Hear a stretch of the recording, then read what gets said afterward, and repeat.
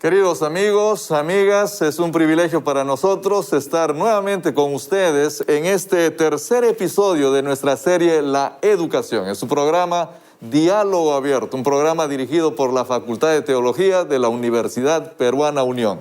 Bienvenidos a este nuevo episodio. Gracias por ser parte de este programa. Como siempre, estamos acá un grupo de sus amigos para compartir con ustedes. Pero queremos saludar también a Juliana Burga. Ella nos dice gracias por el programa, gracias por compartir la palabra de Dios con cada uno de nosotros, y nos escribe desde Chimbote. Gracias, Juliana, Dios te bendiga muchísimo, que el Señor acompañe tu vida y también la de tu familia. Baí Torres nos escribe desde Brasil. Baí Torres también, a pesar de que él habla portugués seguramente, bueno, no conocemos algunos detalles de nuestros amigos que nos escriben, pero él también se beneficia del programa, así que está agradecido por lo que nosotros hacemos acá. Gracias, Baí, Dios te bendiga muchísimo también, y esperamos que el Señor también te cuide en medio de esta pandemia que el mundo entero está viviendo. Bueno, como siempre tenemos que cantar nuestro canto tema, ¿no? Jesús el Maestro, Jesús nuestro Maestro, Jesús el único que puede enseñarnos. Así que vamos a cantar juntos este hermoso canto.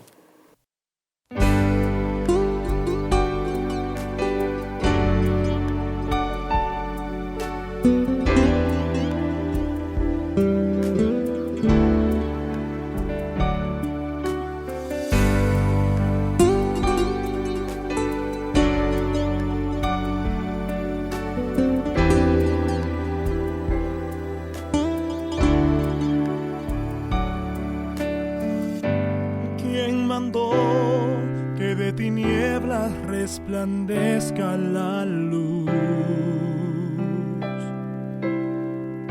Quien resplandeció para iluminar a quien perdido está. El que todo lo ve, pues sus ojos están por doquier. Maestro que quiere en mí formar con amor el temor de Jehová. Su nombre es Jesús, mi Maestro Jesús. Su nombre es Jesús.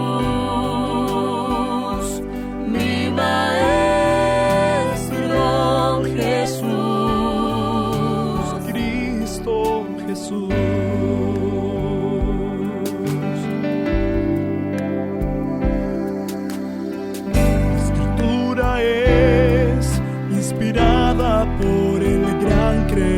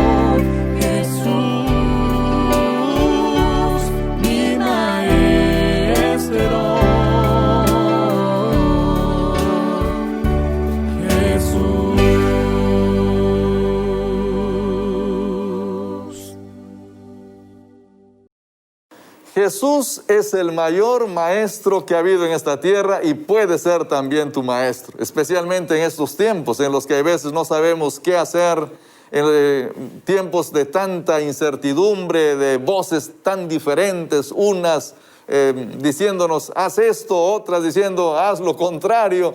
Así vivimos todos nosotros cada día, pero el Señor Jesús puede ser nuestro gran maestro. Vamos a orar antes de leer la palabra de Dios para poder iniciar nuestro estudio. Padre querido, gracias por tu palabra, gracias porque en ella nos das las indicaciones para vivir cada día.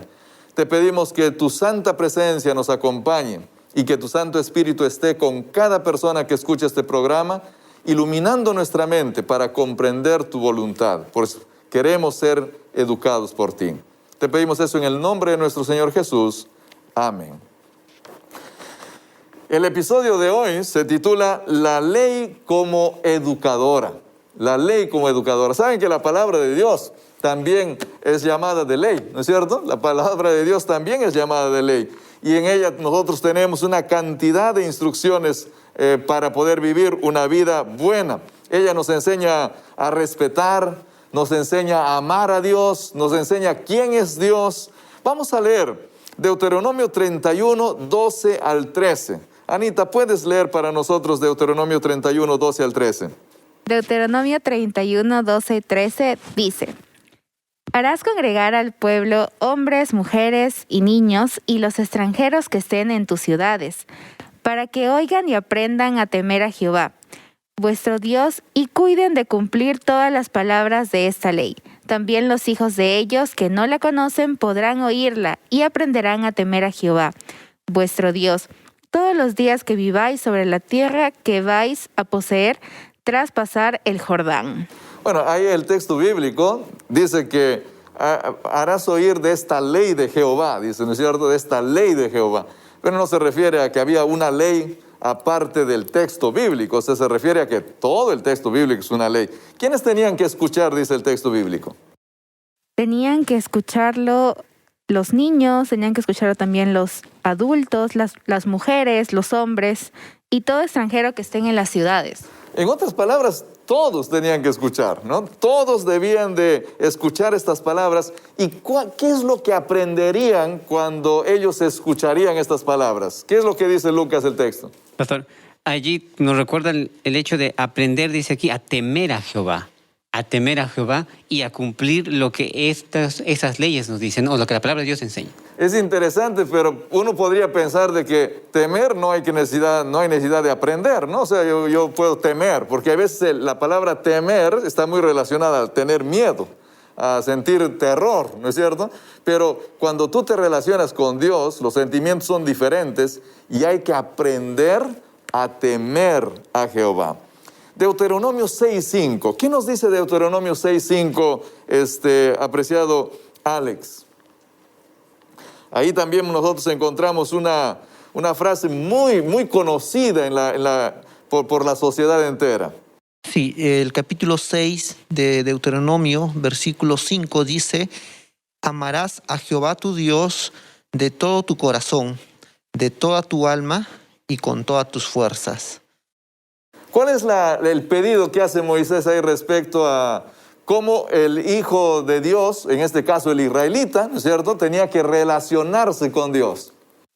Bueno, hay tres aspectos que aquí resalta el texto bíblico. El hecho de amar a Dios con todo el corazón, ¿sí? Implica el entendimiento, implica el sentir. Por otro lado, también está el amar a Dios con todo el alma. Quiere decir, con todas nuestras facultades físicas, ¿no?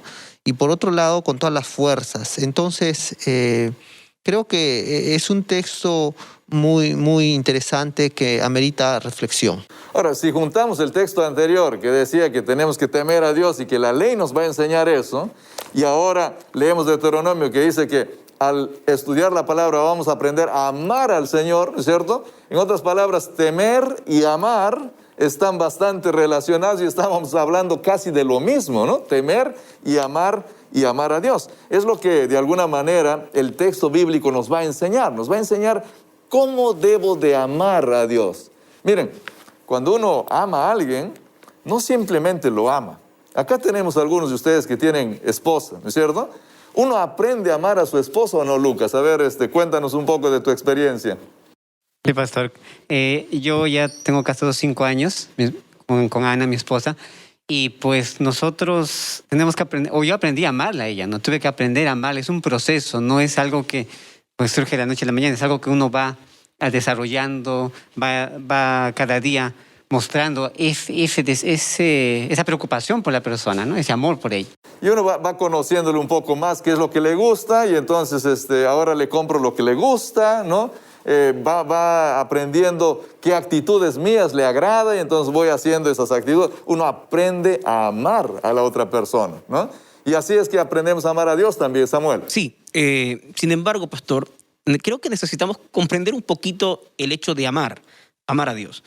Y el amar a Dios no es una cuestión romántica, no es una cuestión abstracta de maripositas con el estómago, no es la definición que tenemos de amor. El amor a Dios tiene base, tiene argumentos sólidos y ya lo vamos a estudiar más adelante en otros versículos, pero el amor a Dios se basa en conocer, en conocimiento, en relación. Mientras más yo conozco de Dios, más le voy a amar y por el contrario, mientras menos conozco de Él, menos le voy a amar. Así que necesitamos entender eso respecto al amor de Dios. Ahora, el Señor Jesús habló también sobre el amor, ¿no? Y nos dijo también que nosotros deberíamos de amar al Señor con todo nuestro corazón. Podemos leer, Anita, Mateo 22, 37 al 39. Sí, Mateo 22, 37 al 39 dice lo siguiente: amarás al Señor tu Dios con todo tu corazón, con toda tu alma y con toda tu mente. Este es el primero y grande mandamiento. Y el segundo es semejante: amarás a tu prójimo como a ti mismo. ¿Cuáles son los dos grandes mandamientos y cómo los ponemos en práctica, Anita?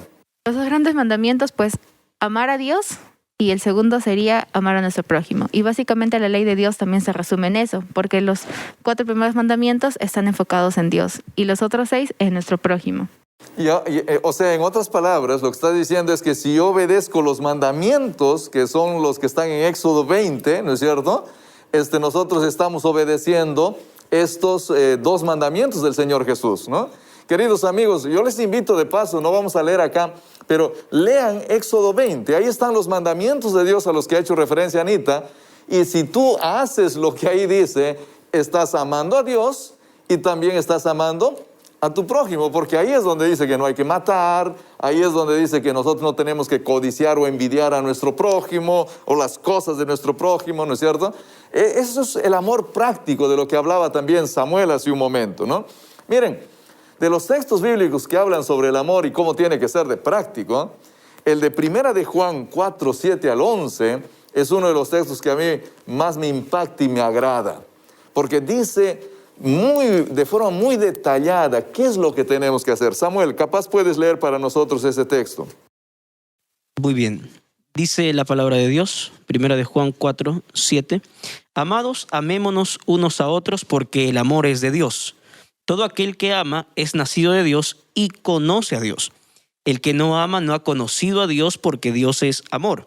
En esto se mostró el amor de Dios para con nosotros, en que Dios envió a su Hijo unigénito al mundo para que vivamos por Él. En esto consiste el amor, no en que nosotros hayamos amado a Dios, sino que Él nos amó a nosotros y envió a su Hijo en propiciación por nuestros pecados. Amados, así Dios nos ha amado, también debemos amarnos nosotros unos a otros. Pastor, es interesante aquí, es interesante lo que yo decía al principio. El amor de Dios no es una cuestión que no se fundamenta en la nada. El amor de Dios tiene base sólida. Y aquí el texto, 1 Juan 4:8, dice: el que no ama no ha conocido a Dios porque Dios es amor. Es decir, hay algo previo a amar a Dios. Yo no amo a Dios de la noche a la mañana. Yo no me levanto diciendo, yo amo a Dios y ya está. Yo necesito tiempo para conocer. Y mientras yo conozco a Dios, yo voy a amarle a Él. Y la pregunta aquí para todos nosotros sería, ¿cuánto tiempo estamos invirtiendo en el conocimiento de Dios? Porque va a depender de eso cuánto amaremos a Dios. Hoy día habemos cristianos, por así decirlo, nos llamamos cristianos, que no dedicamos tiempo, que no invertimos tiempo al conocimiento dedicado, profundo, como la misma Escritura dice, escudriñando las Escrituras, y pretendemos que el amor a Dios vaya a llegar de una forma así. Entonces, aquí hay un principio interesante. Amar a Dios es la base fundamental. Pero antes de amar, hay un proceso previo que se llama conocer a Dios. Gracias. O sea, yo necesito conocer a Dios para poder amarlo, ¿no? Pero es Dios quien se da a conocer a mí. O sea, lo que yo tengo que hacer simplemente es abrir los ojos bien, por así decirlo, los oídos bien, para poder ver cuando Dios se presenta a mí. Y cuando Él se presenta, yo lo voy conociendo e inevitablemente lo voy a ir amando. Lo voy a ir amando. Pasa en las relaciones interpersonales, pasa igual con las relaciones. Nosotros amamos a quienes conocemos. Lucas, ¿querías decir algo? Sí, pastor. Ahí agregar también que ese amor que generamos con Dios entonces nos va a hacer también amar a las personas. Porque esa es la otra motivación. O sea, no es que se me queda solo con yo y Dios, sino ahora paso yo y mis semejantes, ¿no? Ese yo y mis semejantes que es muy importante también para mostrar que realmente amamos a Dios, ¿no? Ahora, en este pasaje que hemos leído, Anita, está uno de los textos más conocidos por el mundo entero, ¿no? Dios es amor. ¿Qué significa? O sea, ¿cuán importante es saber que Dios es amor? ¿Qué significa que Dios sea amor? Bueno, el amor de Dios nosotros podemos verlo porque aún viendo todo el pecado que hubo en el mundo, ¿no? O sea, Él sí se dio el pecado cuando entró a este mundo, pero Él pensó en un plan de redención para cada uno de nosotros. Entonces, mediante ese plan de redención nosotros podemos comprender cuán grande es el amor de Dios con cada uno de nosotros. Bueno, que haya venido a morir el Señor Jesús acá a este mundo, ¿no es cierto? Dejando todo para darnos la posibilidad de la vida eterna, realmente debe hacernos pensar en cuánto Él nos ama. Ahora, ¿por qué es importante, Alex, que nosotros comprendamos bien el carácter de Dios para poder saber que sus instrucciones son buenas? Porque, miren, estamos hablando del texto bíblico, estamos hablando de la ley, y es la ley de Dios. Ahora, ¿cómo afecta el hecho de que yo de alguna forma entienda que esto es palabra de Dios? Sabiendo que Él es amor también. O sea, ¿cómo lo voy a leer yo? ¿Hay una relación entre saber cuál es el carácter de Dios y el obedecer su ley o no? Creo que la misma lectura bíblica nos lleva o describe cómo es Dios. Sí, ya lo hemos visto que Dios es amor. Y por lo tanto, el simple hecho de estar relacionado con el texto bíblico ayudaría a que nosotros adoptemos esas buenas características, ¿no?, propias de Dios como creador. Porque miren, alguien podría decir así, bueno, mire, acá en la Biblia dice que yo tengo que, no, porque ustedes saben que hay varias órdenes en la Biblia, ¿no es cierto? Dios nos da mensajes de esperanza, pero también nos da algunos consejos, nos dice, mira, tienes que hacer esto, tienes que hacer aquello, ¿no? Y entonces, vamos a poner un caso, hay una orden ahí en Deuteronomio que dice, mira, no marques tu cuerpo con ningún tatuaje, no marques tu cuerpo. Y alguien podría decir, pero que yo estoy acá, está muy desubicado, ¿para qué lo voy a hacer caso? ¿No es cierto? Pero es la orden de Dios. Ahora, si tú entiendes que Dios es amor, que Dios te ama y que desea lo mejor para ti, dime, ¿con explicación o sin explicación le harías caso o no le harías caso, Samuel? Sí, sí le amo. Por eso Juan 14:15 dice, si me amáis, obedecerás mis mandamientos. El intento desesperado del hombre por obedecer sin la motivación correcta, que es el amor a Dios, entonces estamos perdidos.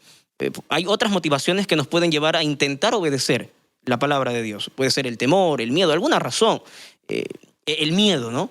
Pero no es la motivación correcta. En toda la escritura, de principio a fin, es el amor, es el principio articulador de todo que me va a llevar a obedecer de manera natural, sin obligación.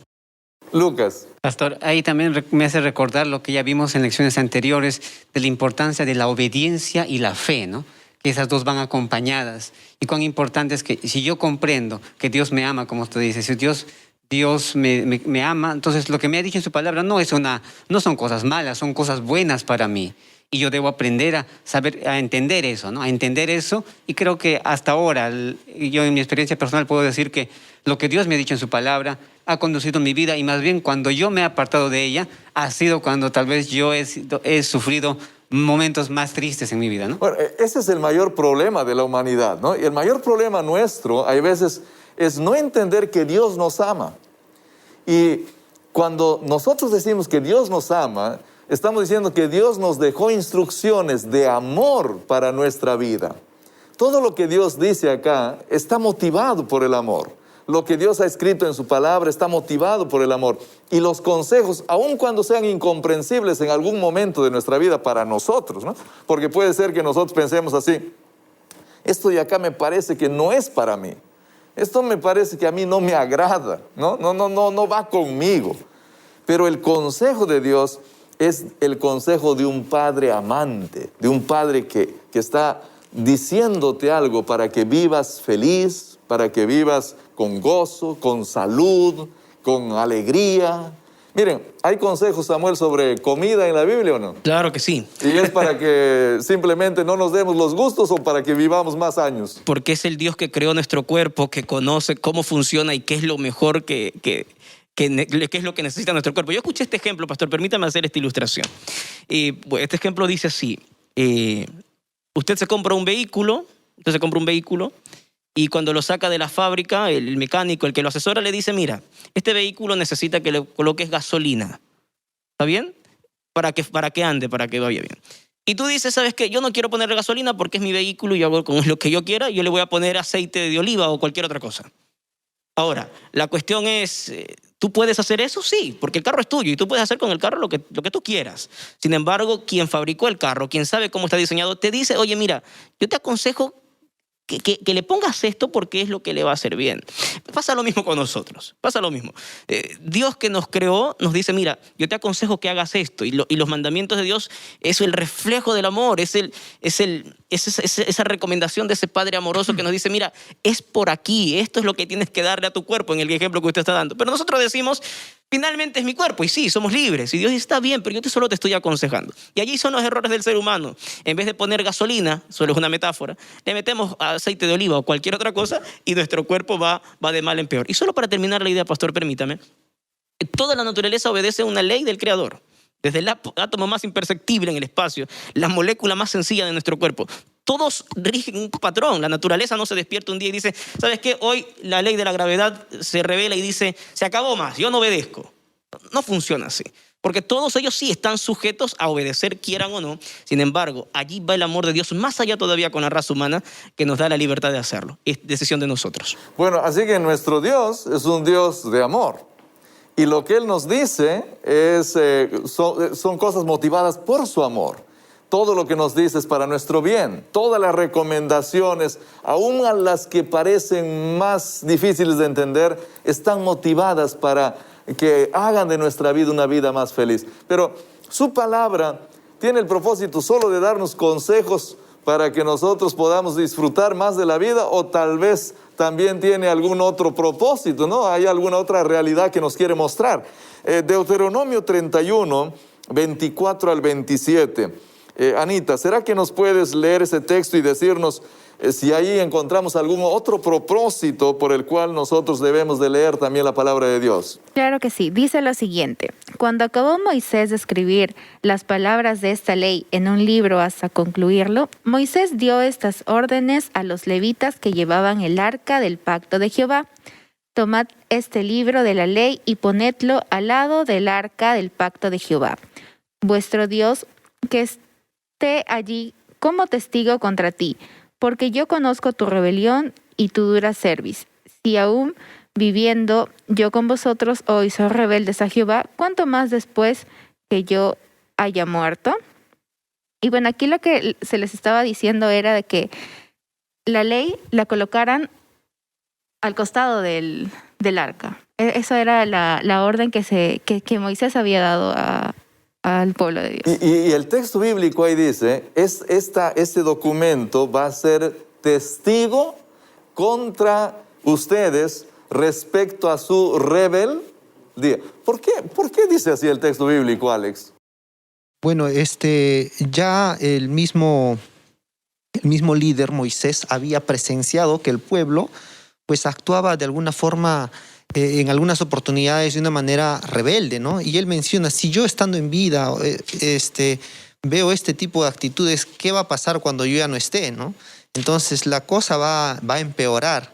Entonces en esta situación es importante un testigo, ¿no? Y aquí la ley, porque cuando no hay un testigo hay muchas excusas, hay muchos argumentos, ¿no? Y en este caso Moisés menciona allí que la ley sería pues testigo para ellos mismos. Ahora, el problema acá era que a veces a ellos les iba mal. O sea, ellos no todo el tiempo la pasaban bien, ¿no? Estaban yendo y de repente un pueblo venía y los atacaba y les saqueaba y morían algunos.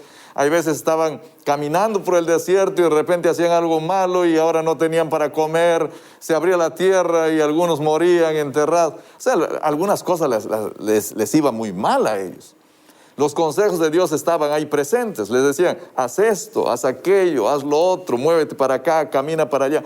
Pero algunos de ellos no seguían estas indicaciones. Y es como cuando alguien viene y te dice a ti, mira, yo te dije, no hagas esto, yo te dije. Y luego tú vives la experiencia terrible. Entonces, es más o menos en ese sentido que funciona esto de que la palabra de Dios iba a ser testigo. ¿Por qué necesitamos nosotros un testigo contra nosotros? O sea, ¿cuál es la necesidad de tener algo que testifique contra nosotros? ¿Dice algo la palabra de Dios al respecto, Lucas? Sí, pastor. Podemos leer, por ejemplo, en Romanos 3:10 y el versículo 23, que dice lo siguiente. Como está escrito, no hay justo ni aún uno. Nos hace recordar que no somos justos ante Dios, somos declarados culpables ante Dios. Y el versículo 23, por cuanto todos pecaron y están destituidos de la gloria de Dios. Y pastor, aquí viene la importancia de que la palabra de Dios es ese testigo que nos muestra a nosotros nuestra necesidad de un Salvador, nuestra necesidad, y nos hace reconocer nuestra pecaminosidad, ¿no? También nos dice cuán mal nos portamos hay veces, ¿no es cierto? Nosotros sabemos que hacemos lo malo solamente gracias a la constitución política de los países o gracias a la palabra de Dios, Anita. También gracias a la palabra de Dios. Yo diría principalmente gracias a la palabra de Dios, ¿no? Porque la realidad de las cosas es que aún las constituciones están basadas en las leyes bíblicas, ¿no? Porque ellas nos dicen a nosotros qué es lo que debemos de hacer para ser buenos y qué haríamos y entonces seríamos considerados malos, ¿no es cierto? Pastor, Alex. sí, yo quería comentar algo que ha ocurrido en mi vida. O sea, yo no tuve el privilegio de crecer, digamos, bajo las enseñanzas bíblicas. Mis padres no conocían de esto, de la Biblia, del Señor. Pero en el camino aprendí de la palabra del Señor. Y hoy cuando hay una actitud errada frente a la familia, frente a Dios, entonces, ¿quién es el primero que está allí haciéndome recordar que estoy obrando mal?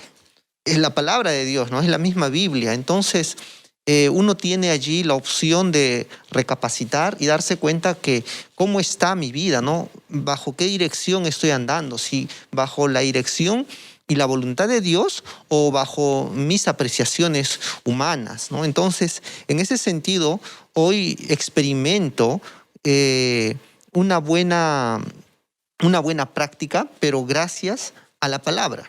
Gracias, Alex, por compartirnos tu testimonio. El testimonio siempre es más poderoso que cualquier cosa en este mundo cuando contamos lo que nosotros vivimos, ¿no es cierto? Es como en el episodio anterior cuando Samuelito mostró claramente su sentimiento no de pena, pero sí esa emoción por la mamá, ¿no? Es sumamente importante que nosotros testifiquemos de esto, ¿no es cierto? Bueno, la Biblia entonces nos muestra que nosotros somos seres humanos pecadores también.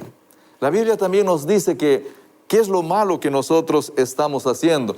Y eso nos conduce ahora a buscar gracia. Eso nos tiene que llevar a buscar perdón. Y gracias a Dios, nosotros tenemos un Dios lleno de gracia y de amor.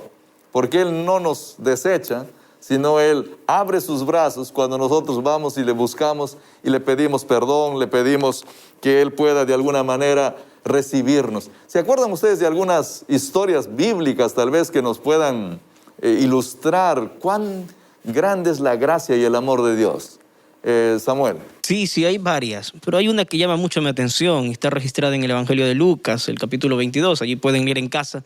Y es ese discípulo confiado en sí mismo, Pedro, ¿no? Que estuvo allí caminando con Jesús cuando llegó el momento crucial y negó al maestro. A mí me fascina Lucas 22, 61, cuando Cristo mira a Pedro. Aún en ese momento, cuando estaba en lo más vil, había caído en lo más bajo, en el momento más complejo de su existencia, podemos decir así, Jesucristo, en vez de mirar con egoísmo, con enojo a Pedro, le regala una mirada de compasión.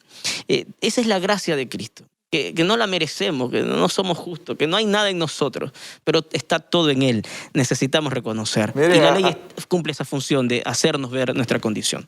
Bueno, nosotros podemos negar al Señor, podemos hacer tantas cosas y Dios todavía está dispuesto a recibirnos. Dios nunca va a desistir de buscarte. Dios está siempre llamando a la puerta porque te ama, porque quiere lo mejor para ti y porque quiere que tú te beneficies de sus instrucciones. Anita, nosotros necesitamos de la gracia de Dios. Algunos de nosotros ya hemos nacido en un hogar cristiano, ¿no es cierto? Y aparentemente es complejo ver, pero ¿alguna vez ustedes, Anita, tienes alguna experiencia en la que tú hayas de alguna forma necesitado o hayas sentido que realmente necesitas el perdón de Dios, necesitas de su gracia? ¿Te diste cuenta en tu experiencia de vida? Claro que sí. Justamente, ¿no? Aquí en la universidad también, ¿no? Pasé por un momento en el que realmente yo necesité del perdón de Dios y efectivamente me comuniqué con Él, ¿no? Así como lo hago siempre. Y sentí ese cambio que Dios produce también cuando nosotros nos arrepentimos y dejamos de lado el pecado o lo mal que hemos cometido y pues tenemos una vida nueva y una vida transformada con Él. Claro, yo le decía hace un rato, Anita, algunos de nosotros ya hemos crecido en un hogar cristiano y nuestros pecados no son tan alarmantes, por así decirlo, ¿no es cierto? Pero igual necesitamos de la gracia de Dios, ¿no? Hay gente que ha vivido experiencias mucho más difíciles, ¿no? Alex nos contaba que él creció en un hogar en el que todavía no se conocía la palabra de Dios y entonces uno tiene que dejar, hay veces, cosas más complejas, pero todos necesitamos de la gracia de Dios. Todos necesitamos de la gracia de Dios. Y cuando recibimos esa gracia, entonces vivimos vidas más felices y más dichosas, ¿no es cierto, Lucas? Así es, pastor. Y creo yo que es lo más maravilloso que puede haber porque a veces uno no vive en paz cuando está en pecado. Y es como David en un momento dijo, no, se secan los huesos, hay un entristecimiento, hay una depresión en el cuerpo. Y eso no es bonito. Y creo yo que cuando uno se acerca a Dios, encuentra esa gracia maravillosa que solo lo obtenemos gracias al sacrificio de Cristo. Y ese es el perdón que trae paz a nuestras vidas, ¿no? Pero la mayor de las gracias es esta de acá, porque la gracia de Dios es una realidad. El Señor Jesús es parte de la gracia de Dios porque Él viene y muere. Pero su palabra, el dejarnos sus consejos, también es una gracia inmensa, ¿no? Porque nos da todo lo que nosotros necesitamos para vivir una vida buena. Samuel, ¿querías decir algo? Sí, para cerrar un poquito el tema de la gracia y pasar al otro tema. Es increíble cómo Dios busca al hombre, cómo todo lo que Él hace para alcanzarnos. Viene a mi mente el ladrón en la cruz. Ese es un ejemplo que para reflexionar quienes estamos escuchando y estudiando ahora. Dios te va a llamar siempre. Nosotros somos los que vamos a estar huyendo y tal. Y Dios te llama inclusive en el último segundo de tu vida, como lo hizo con el ladrón en la cruz. Sin embargo, Dios nos quiere que volvamos ahora para ahorrarnos todos esos golpes que la vida nos va dando, ¿no?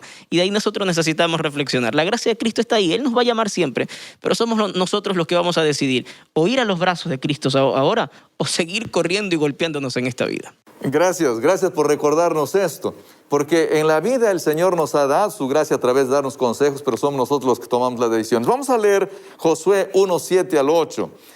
Anita, ¿puedes leer para nosotros ese texto para ver algunas promesas que Dios hace ahí para nosotros? Josué 1, 7 y 8 dice: solamente esfuérzate y sé muy valiente, cuidando de obrar conforme a toda la ley que mi siervo Moisés te mandó.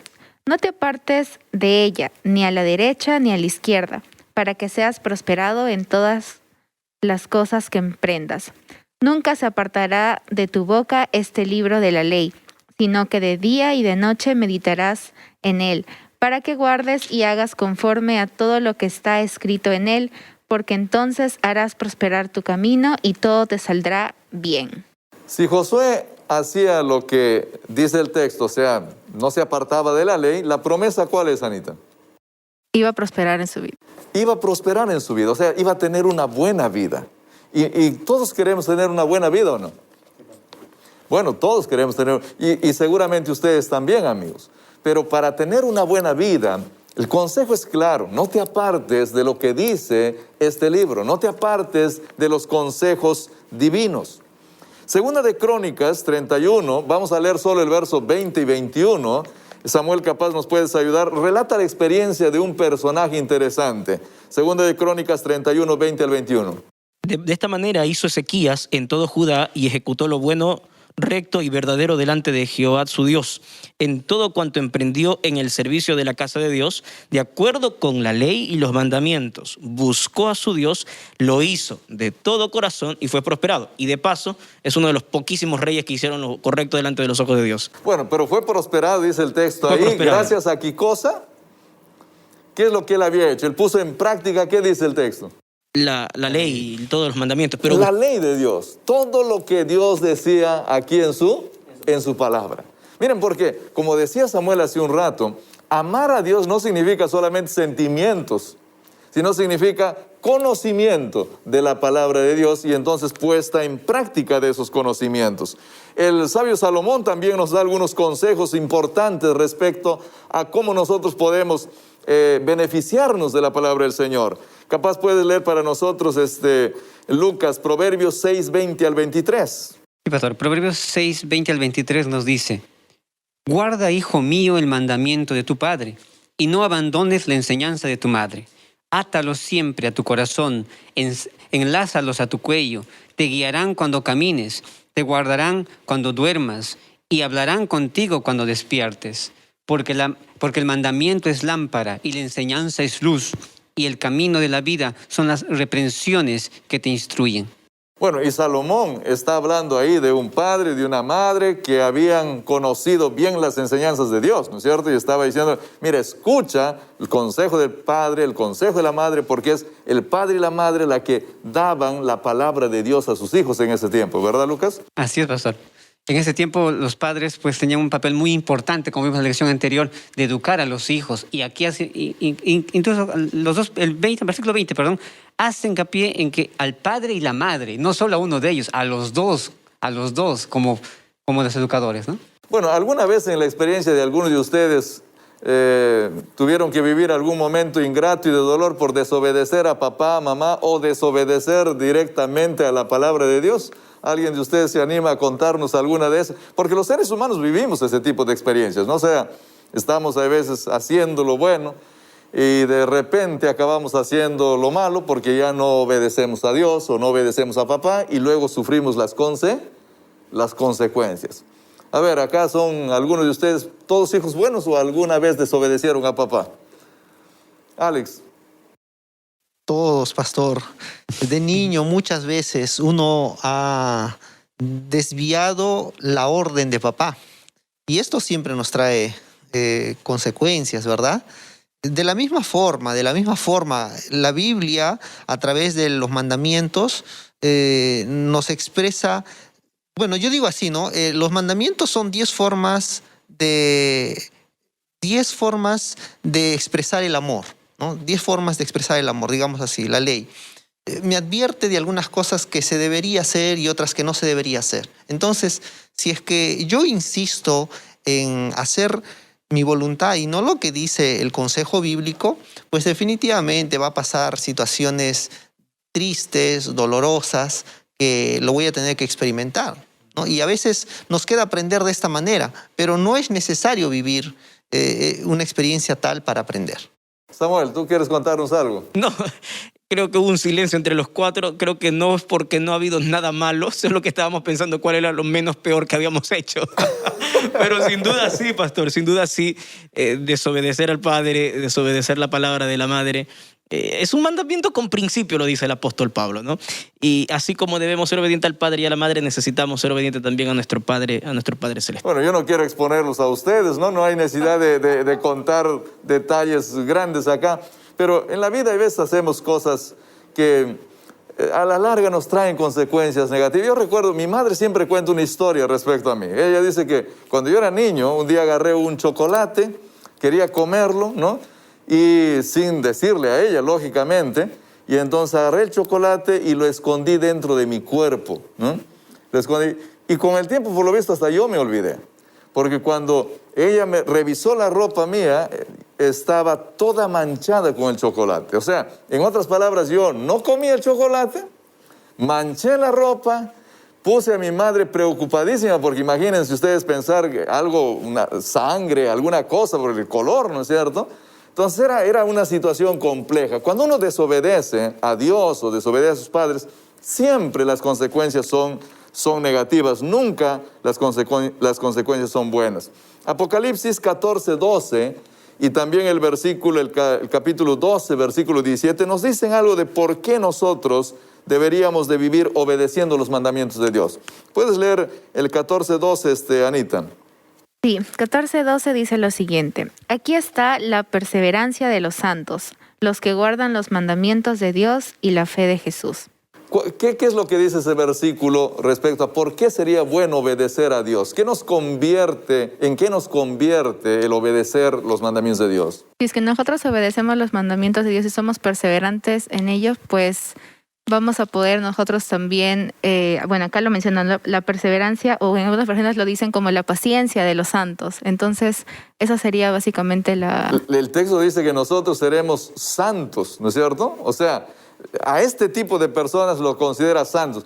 ¿Y ser santo qué significa? O sea, ¿nos quedamos acá o vamos a vivir con el Señor a algún lugar? Que vamos a ir a vivir con el Señor en la tierra prometida. ¿Tú quieres ir a vivir, Anita, allá? Claro que sí. Y yo creo, queridos amigos, que ustedes también quieren. Nadie quiere quedarse en este mundo. Queremos ir allá, pero aquí están los consejos. Y hay que obedecer estos consejos para que un día vivamos eternamente allá. Ese mismo libro, en el capítulo 12, el versículo 17, ¿qué es lo que dice Samuel? Entonces el dragón se llenó de ira contra la mujer y se fue a hacer guerra contra el resto de la descendencia de ella, contra los que guardan los mandamientos de Dios y tienen el testimonio de Jesucristo. Vuelvo a hacer hincapié a lo mismo. ¿Quién está enojado contra aquellos que obedecen esto? Satanás. Satanás siempre está enojado. Él quiere en lo posible liquidar a todos ellos. Pero recuerda que el que obedece esto acaba siendo santo y vive en el reino de los cielos para siempre con el Señor, ¿no? Nosotros necesitamos estar conscientes de eso y estudiar por eso la palabra de Dios permanentemente. Necesitamos conocer que nuestro Salvador está dejando sus instrucciones de salvación acá. Pero también nuestro Salvador ha venido y ha vivido en este mundo y nos ha dado la oportunidad de la salvación. Y Él nos ha indicado también cómo tenemos que vivir nosotros cada día, ¿no? ¿Dónde se revela el Señor Jesús de forma más clara en la palabra de Dios, Samuel? No entendí la pregunta, pastor. El Señor Jesús, ¿dónde se revela de forma más clara? ¿Dónde se revela su amor, revela sus mensajes? ¿Dónde Él nos dice su voluntad de forma más clara? En su ley. En su ley, sí, pero tal vez también en su experiencia. ¿Se acuerdan que Él vino? En el sacrificio. Vivió con nosotros. Y cuando Él vive y habita en nosotros, porque antes Él mandaba un profeta, no revelaba su palabra, el profeta la escribía, había que leerla. Pero ahora en una experiencia muy especial ya no tenemos ni siquiera la revelación escrita, sino que ahora es directo, en vivo y en persona. Esa experiencia es la encarnación del Señor Jesús. Él viene y habla con nosotros. ¿Qué dice la palabra de Dios respecto a esa manifestación del Señor? Pastor, tal vez aquí podemos ver Juan 5:39 al 40, cuando nos dice dice lo siguiente: escudriñad las Escrituras, porque a vosotros os parece que en ellas tenéis la vida eterna, y ellas son las que dan testimonio de mí, y no queréis venir a mí para que tengáis vida. El Señor Jesús dice, mire, ustedes están leyendo la Biblia porque ustedes quieren tener vida eterna, pero toda la Biblia habla de mi persona, entonces ustedes deben de venir a mí, pero no hay otro camino sino venir a través de la De la Biblia, ¿no es cierto? ¿Qué dice Lucas 24, 25 al 27? Lucas 24, 25 al 27. Alex, por favor. Dice, entonces él les dijo, insensatos y tardos de corazón, para creer todo lo que los profetas han dicho. ¿No era necesario que el Cristo padeciera estas cosas y que entrara en su gloria? Y comenzando desde Moisés y siguiendo por los profetas, les declaraba en todas las escrituras lo que de él decía. Y estos personajes eran los discípulos del Señor Jesús, ¿no? Se suponía que ellos debían de saber muy bien que Él era el personaje del quien hablaba toda la Biblia, pero ni aún ellos se daban cuenta, ¿no? Ellos miraban a Jesús por un lado y miraban a la Biblia por otro lado. Y decían, Jesús es esto, pero la Biblia dice otra cosa. Pero en realidad el Señor Jesús y la Biblia y el texto bíblico es prácticamente lo mismo. Las leyes que Dios ha dejado acá son las que Él promovía. Vamos a leer ahí los versículos 44 y 45 también de ese mismo capítulo. Alex, por favor, de Lucas 24. Sí, el versículo 44 dice, luego les dijo, estas son palabras que os hablé estando aún con vosotros, que era necesario que se cumpliera todo lo que está escrito de mí en la ley de Moisés, en los profetas y en los salmos. Toda la Biblia. Eso quiere decir, miren, este libro nos enseña a nosotros, nos da consejos para vivir una buena vida. Este libro nos dice a nosotros que somos pecadores y que necesitamos buscar gracia y arrepentimiento. Pero este libro también nos enseña y nos pinta la imagen del personaje más importante de este mundo, del Señor Jesús. Eso es lo que están diciendo estos textos que nosotros acabamos de leer, ¿no es cierto? ¿Por qué es importante, Anita? ¿Por qué es importante conocer al Señor Jesús? ¿Por qué yo necesito conocer? ¿Qué es lo que va a hacer qué va a cambiar en mi vida si yo lo conozco a Él? Bueno, para poder conocer al Señor Jesús, nosotros necesitamos tener pues una comunicación, una conexión diaria con Él. ¿Y dónde vamos a poder conocerlo? Pues en la Biblia. Entonces, si es que nosotros queremos prosperar también en la vida y queremos tener una vida buena, una vida de calidad, una vida con esperanza, entonces necesitamos conocer a Jesús y nosotros necesitamos pues andar con Cristo todos los días. Gracias. Ahora, el Señor Jesús cuando Él estuvo en este mundo, Él también tenía su Biblia, ¿no? Claro, no la tenía completa como nosotros la tenemos, pero tenía su Biblia, ¿no es cierto? Era el Antiguo Testamento. ¿Cómo se relacionó el Señor Jesús con la Biblia que tenía en ese tiempo? ¿Qué dice la palabra de Dios? Ahí tal vez es importante resaltar lo que dice Mateo cuando habla acerca de Jesús y cómo es que Él conocía la ley, cómo conocía la palabra de Dios. El versículo 4 dice, Él respondió y dijo, escrito está, no solo de pan vivirá el hombre, sino de toda palabra que sale de la boca de Dios.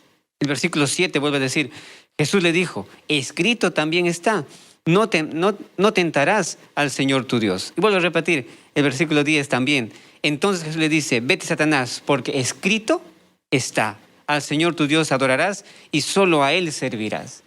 Su conocimiento de la Escritura es impresionante y además Él no estaba luchando contra el diablo en base a sus argumentos, sino estaba luchando en base a lo que decía la Escritura. ¿Qué más nosotros podemos ver respecto a la relación que el Señor Jesús tenía con la Biblia, con la Escritura? Pastor, no hay mucho tiempo, pero solo un paréntesis. Pero no solo Jesús está utilizando la Escritura aquí. El propio Satanás también utilizó la Escritura y eso es para otro tema, pero es muy interesante también poder analizar ese detalle. Claro, el enemigo también conoce la Escritura, pero la tergiversa, ¿no? Claro. La usa toda al revés. Entonces, es buen punto el que Samuel nos menciona acá porque tenemos que tener cuidado respecto a eso. Pero, ¿qué otra cosa más podemos leer de su relación del Señor Jesús con las Escrituras? Sí, en Juan 8, 28, 29 dice lo siguiente. Les dijo pues Jesús, cuando hayáis levantado al Hijo del Hombre, entonces conoceréis que yo soy y que nada hago por mí mismo, sino que según me enseñó el Padre, así hablo. Porque el que me envió conmigo está. No me ha dejado solo el Padre, porque yo hago siempre lo que le agrada. Y lo que le agrada pues a Dios es que nosotros podamos leer también las Escrituras que Él nos ha dejado. Y es lo que hacía el Señor Jesús, ¿no? Es lo que hacía el Señor Jesús. Y saben, ahí en ese mismo libro, en el capítulo 15, el versículo 10, capaz Samuel puedes leer tú para nosotros. Aquí hay un de esos textos fascinantes de la Escritura. Dice la Biblia, si guardáis mis mandamientos, permaneceréis en mi amor, así como yo he guardado los mandamientos de mi Padre y permanezco en su amor. Esa interacción, amor-obediencia, el obedecer como resultado del amor, está muy marcado aquí en la Escritura. Bueno, vamos a ir cerrando porque el tiempo se acaba, pero necesitamos hablar de algunas promesas que el Señor Jesús dio a sus hijos, ¿no?